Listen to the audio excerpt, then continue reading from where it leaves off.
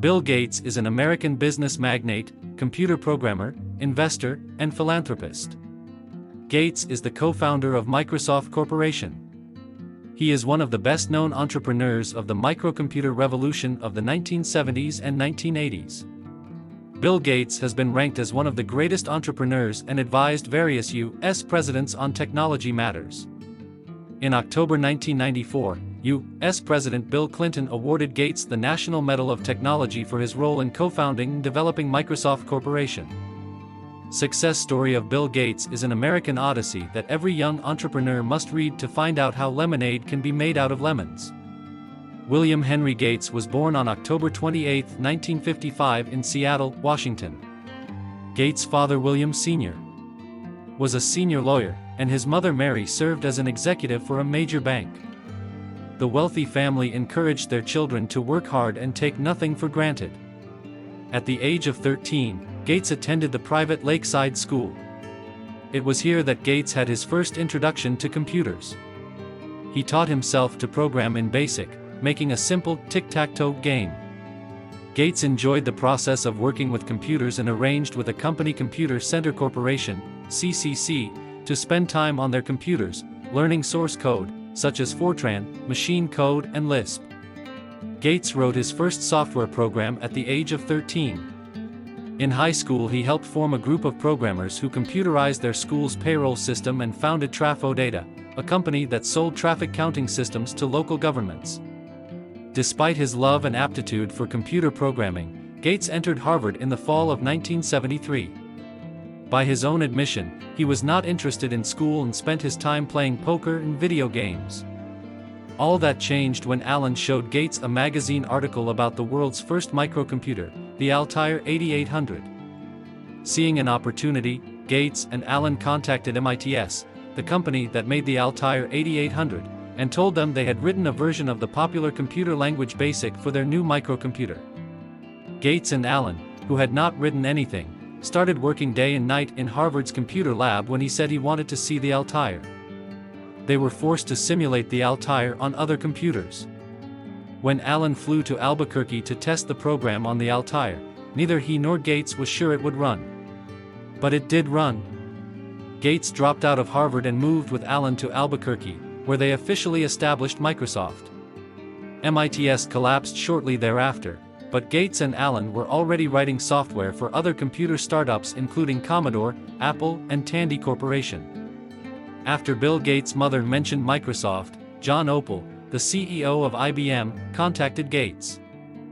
Opel wanted new software for the computers that IBM was producing for businesses. Gates first referred them to Digital Research, but due to problems in negotiation, IBM couldn't partner with Digital Research. Gates and Allen soon approached IBM, suggesting that they use 86-DOS. This was an operating system that Tim Patterson of Seattle Computer Products had developed. Microsoft then closed a deal with SCP, becoming the exclusive licensing agent of 86-DOS and later the owner. Microsoft sent the PC-DOS operating system to IBM for a one-time fee of $50,000. Gates, however, did not transfer the copyright of the OS over to IBM. This meant that Microsoft did not earn much money from this partnership, but they were recognized as a huge company because of it. Microsoft started making software for applications. It kept growing until 1984, when Apple introduced the Macintosh computer. The Macintosh was easier to use than MS-DOS and it looked like it would make Microsoft's program obsolete. So Gates said that Microsoft was making its own computer with a better user interface called Windows. Gates took Microsoft public in 1986 to raise money.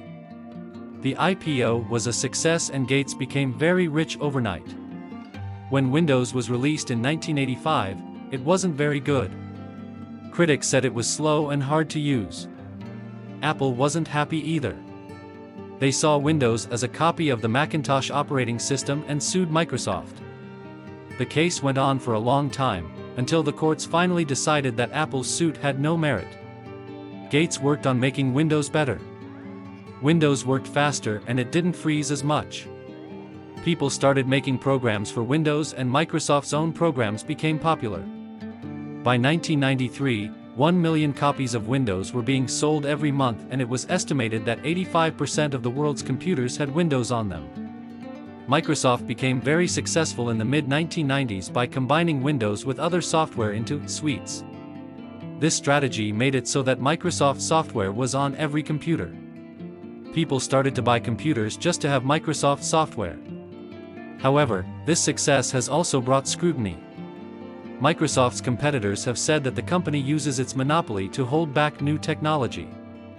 Gates has denied these claims, but in 1998, the U.S.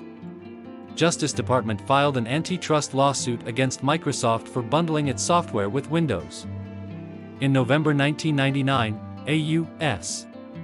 District Court found that Microsoft had a monopoly in the market for desktop computer operating systems and also found that Microsoft had used tactics to stop any competition. A court settlement was approved in 2002, with Microsoft agreeing to change some of its practices which have been causing problems for other companies in the computer industry. Microsoft has since been under fire from the European Commission and private litigants for antitrust violations. Industry experts say that there are two Bill Gateses. One is a computer geek who is really good at hacking code. The other is a businessman who knows what people want and how to sell products. This combination helped Gates be successful. He saw things his competitors didn't see, like the importance of setting standards. He did this with MS-DOS and Windows, which helped shape the modern computer industry.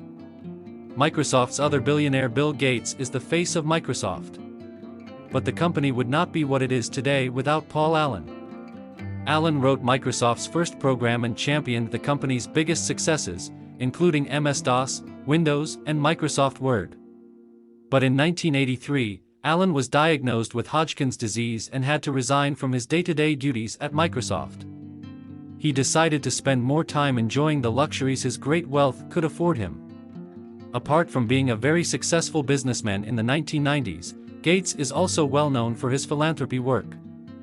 Together with his wife Melinda, they established the Bill and Melinda Gates Foundation, which focuses on improving healthcare and education for children all over the world.